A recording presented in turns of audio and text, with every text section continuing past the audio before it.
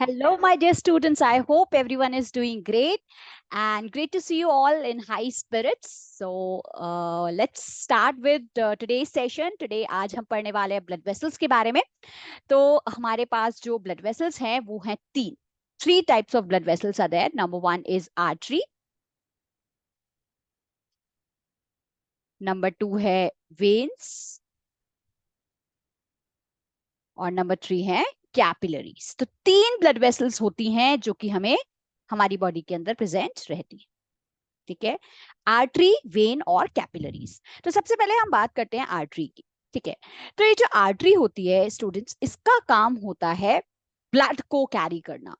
Pure blood यानी oxygenated blood. Oxygenated blood को carry करने वाली कौन होती है?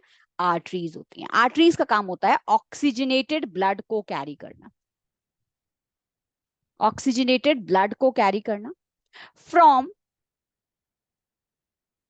Heart to different organs. Heart से ऑक्सीजनेटेड ब्लड को डिफरेंट डिफरेंट ऑर्गन्स तक पहुंचाने का काम किसका होता है? आर्टरी का. बात करते हैं वेन्स की. अभी मैं आपको सिर्फ जो नॉमिनल बात है वो बता रही हूं. इसमें कुछ एक्सेप्शंस भी हैं. इन एक्सेप्शंस के बारे में हम डिस्कस करेंगे. पहले आप जनरल एक ओवरव्यू ले लीजिए कि आर्टरी और वेन करती क्या है. अब हम बात कर लेते हैं वेन्स की. तो वेन्स जो होती है इनका काम होता है डीऑक्सीजनेटेड ब्लड को कैरी करना. कैसे ब्लड को कैरी करना? डीऑक्सीजनेटेड ब्लड यानी ऐसा ब्लड जिसमें ऑक्सीजन की अमाउंट बहुत कम है और जो कार्बन डाइऑक्साइड है वो बहुत ज्यादा अमाउंट में प्रेजेंट है. That is deoxygenated blood. ठीक है स्टूडेंट्स, तो ये जो डीऑक्सीजनेटेड ब्लड होता है इसको कैरी करने वाली कौन होती हैं? वो होती हैं आपकी वेन्स. और ये जो डीऑक्सीजनेटेड ब्लड है इसको कैरी करके ये कहां तक पहुंचा? ये ऑर्गन से, अलग अलग ऑर्गन से ला करके कहां तक लाते हैं? हार्ट तक लाते हैं. हार्ट तक लाने का काम जो है वो वेन्स का होता है. ठीक है, बात आती है अब कैपिलरीज क्या करती हैं. तो कैपिलरीज का काम होता है एक्सचेंज करना, अलग अलग मटेरियल्स को एक्सचेंज करने का काम. इसके अंदर क्या होता है? एक्सचेंज करने का काम. जैसे कि जो ऑक्सीजन है, ऑक्सीजन को जो है वो एल्वियोलाई से ला करके फिर उसको कहां तक पहुंचाना? आर्टरीज तक पहुंचाने का काम. यानी आर्टरी और वेन को कनेक्ट करने का काम. एक तो इनका काम क्या होता है? एक्सचेंज करने का, और दूसरा काम होता है to connect the artery with veins. Vein और आर्टरी को कनेक्ट करने का काम करती हैं हमारी कैपिलरीज. तो ये बात हो गई आर्टरी, वेन्स और कैपिलरीज की. अब बात करते हैं एक्सेप्शन की कि भाई क्या एक्सेप्शन है जो इन दोनों में प्रेजेंट होता है. बात करते हैं आर्टरी की. तो जब हम बात कर रहे हैं स्टूडेंट्स आर्टरी की, तो ये जो आर्टरी होती है, ये आर्टरी जो है नॉर्मली ऑक्सीजनेटेड ब्लड कैरी करती है. लेकिन इनमें एक एक्सेप्शन होता है. Mark a star. इनमें एक एक्सेप्शन होता है और वो एक्सेप्शन होता है पल्मोनरी आर्टरी. तो ये जो पल्मोनरी आर्टरी होती है माय डियर स्टूडेंट्स, ये पल्मोनरी आर्टरी जो है ये इकलौती एक ऐसी आर्टरी होती है जो कि डीऑक्सीजनेटेड ब्लड कैरी करती है. कैसा ब्लड कैरी करती है? डीऑक्सीजनेटेड ब्लड कैरी करती है.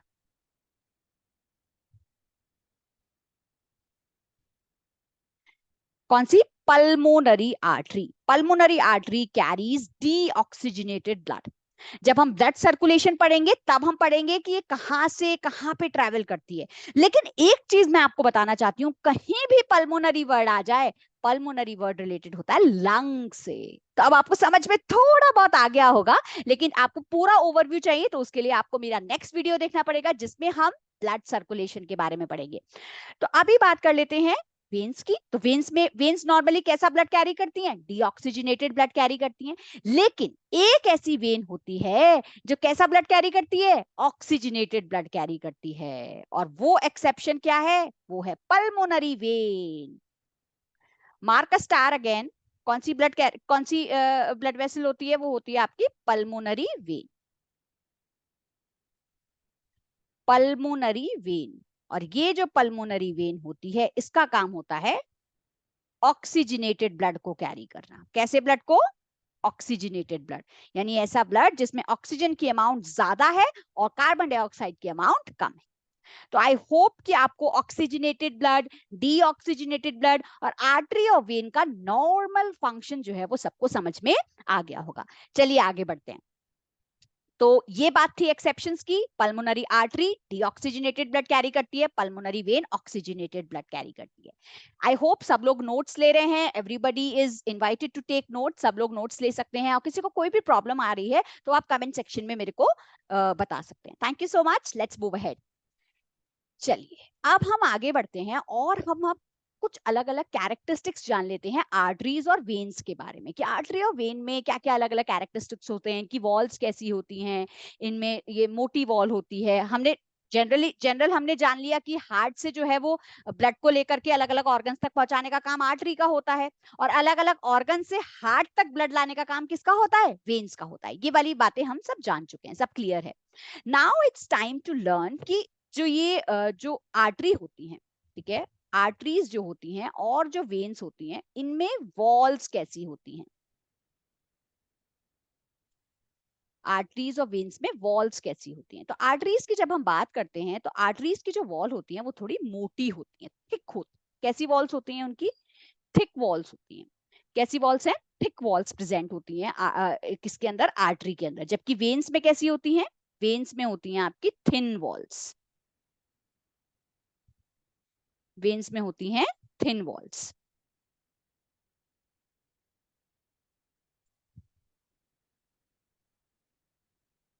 इनमें मोटी वॉल्स प्रेजेंट होती हैं।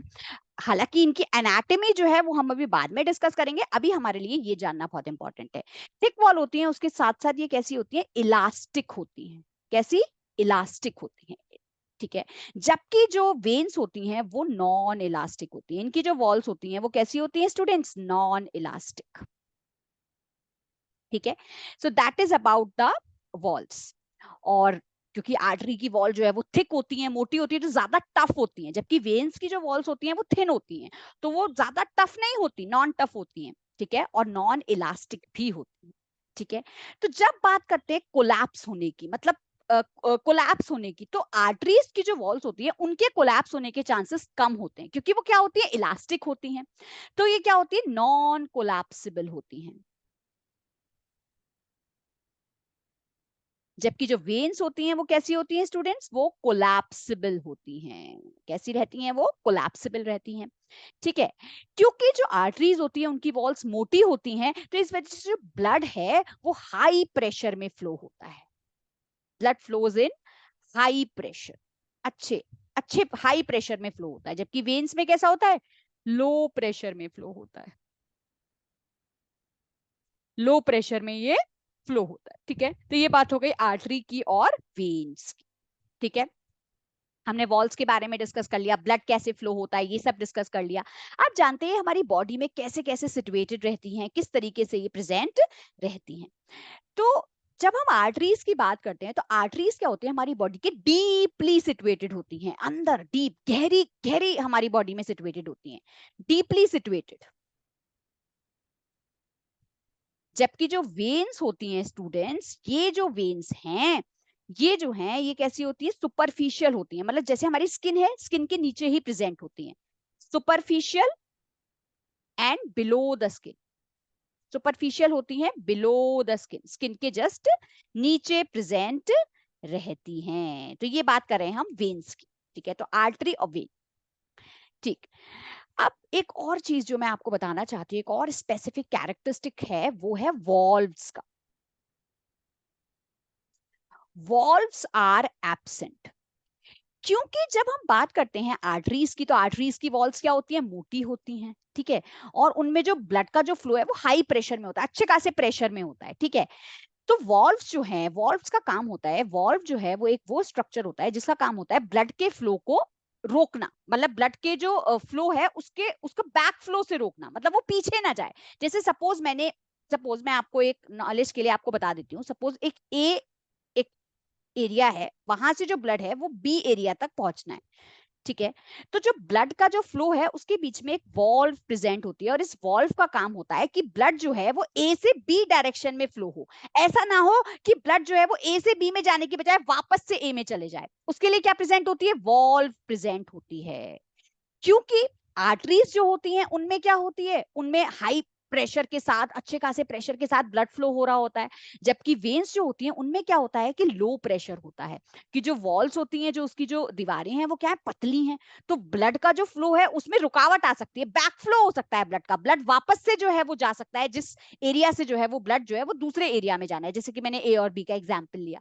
तो उसके लिए जो वेन्स होती हैं स्टूडेंट्स, उनमें वॉल्व्स प्रेजेंट होती हैं। क्या प्रेजेंट होती हैं? Valves, to prevent the back flow of blood, to prevent back flow of blood. आप चाहें तो इस डायग्राम को भी, एक शॉर्ट डायग्राम को बना सकते हैं ताकि आपकी अंडरस्टैंडिंग अच्छे से आ जाए। हालांकि मैं आपको रीजन भी दे रही हूँ कि क्यों वॉल्व्स प्रेजेंट होती हैं, to present the back flow of blood. तो ये बात हुई स्टूडेंट्स वेन्स की। I hope everyone liked it, everyone enjoyed learning about the arteries and the veins। और अब हम डिस्कस करने वाले हैं स्टूडेंट्स इनकी एनाटॉमी के बारे में, कि क्या इनकी एनाटॉमी होती है, किस तरीके से जो है इनमें जो वॉल्व्स हैं वो प्रेजेंट होती है। Let's understand about it. I hope कि आपको ये सब आर्टरी और वेन क्लियर हो गया हो। अगर आपको फिर भी क्लियर नहीं होता, आप रिविजिट कर सकते हैं मेरे चैनल पे, और ज्यादा से ज्यादा लोग को बता सकते हैं इसके बारे में, and you can join us, so it's good. और अगर आपको कोई और टॉपिक जो आपको पढ़ना है तो वो आप मुझे कमेंट सेक्शन में बता सकते हैं। चलिए अब हम जानते हैं स्टूडेंट्स एनाटॉमी के बारे में। तो आर्टरी और वेन्स की जो एनाटॉमी होती है वो कहीं ना कहीं जो है वो सेम ही होती है। आर्टरी और वेन्स की एनाटॉमी के बारे में समझते हैं। इनमें एक सबसे ऊपर की तरफ एक लेयर प्रेजेंट होती है जिसे हम कहते हैं ट्यूनिका एक्सटर्ना, क्योंकि एक्सटर्नल साइड प्रेजेंट होती है, बाहर की तरफ प्रेजेंट होती है, इसी वजह से एक्सटर्ना। क्या वर्ड आ गया? एक्सटर्ना वर्ड आ गया।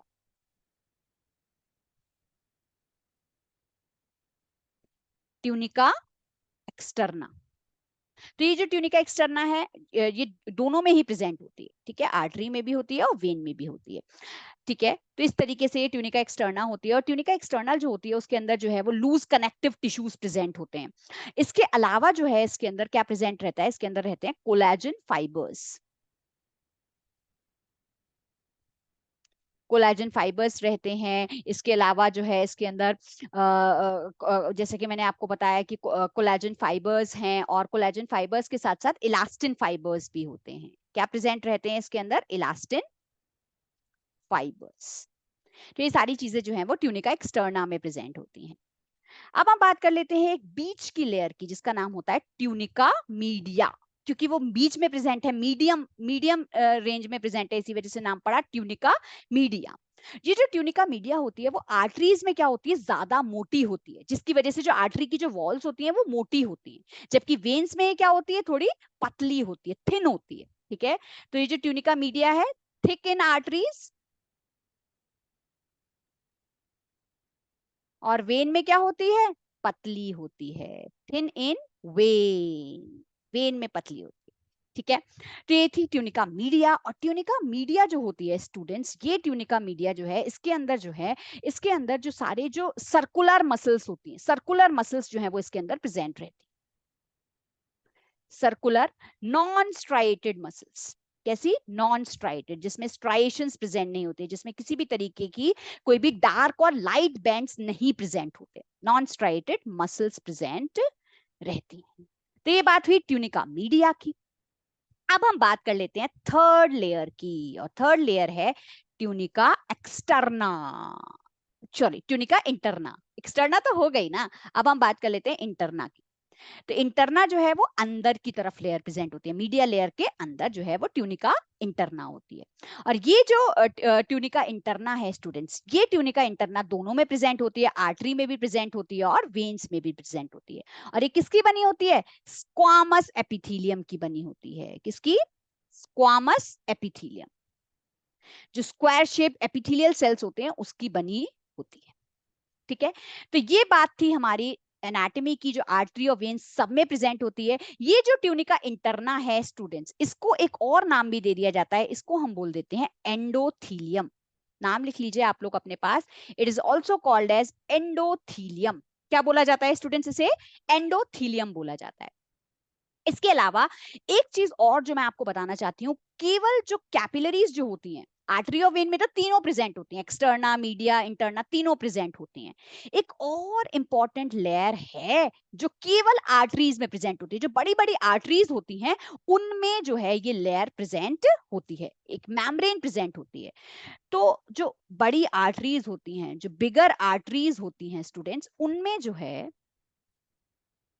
एक मेम्ब्रेन प्रेजेंट होती है जिसे हम कहते हैं इलास्टिक मेम्ब्रेन। इसी वजह से जो आर्टरीज की जो वॉल्स होती हैं वो इलास्टिक होती हैं, नॉन कोलैप्सिबल होती हैं, ठीक है। और ये कहाँ प्रेजेंट होती है? ट्यूनिका मीडिया और ट्यूनिका इंटरना के बीच में। जो ट्यूनिका मीडिया जो बीच का जो लेयर है और जो ट्यूनिका इंटरना है उसके बीच में ये प्रेजेंट रहती है। तो ये बात होती है, ये बात कर रहे थे हम आर्टरी की। अब बात कर लेते हैं कैपिलरीज की। तो कैपिलरीज जो होती हैं, इन कैपिलरीज में केवल एक ही लेयर प्रेजेंट होती है, केवल एक लेयर जो है वो कैपिलरी को के अंदर प्रेजेंट रहती है। और कैपिलरी के अंदर क्या प्रेजेंट रहता है? कैपिलरी के अंदर प्रेजेंट रहती है आपकी केवल endothelium. Only endothelium is present, only endothelium is present. तो ये था आर्टरीज, वेन्स और कैपिलरीज के बारे में। आई होप कि आप सबने एंजॉय किया होगा। आई होप कि आप सबको आर्टरी, वेन्स और कैपिलरीज के बारे में समझ आया होगा। और नेक्स्ट वीडियो में अब हम जानेंगे हार्ट के बारे में, कि हार्ट के अंदर कौन से चैम्बर्स होते हैं, कौन सी मेम्ब्रेन्स प्रेजेंट होती हैं, किस तरीके से जो हार्ट है वो हमारा वर्क करता है, हमारा main hero, pumping organ of our circulatory system. उसके बारे में हम नेक्स्ट टर्न पे डिस्कस करेंगे। So, everyone, keep enjoying, keep learning, keep shining like this, and come out in flying colors in all your exams. So, that was it on my side, students. Stay connected, and please like, subscribe, and comment my channel. So, bye bye, everyone. Take care.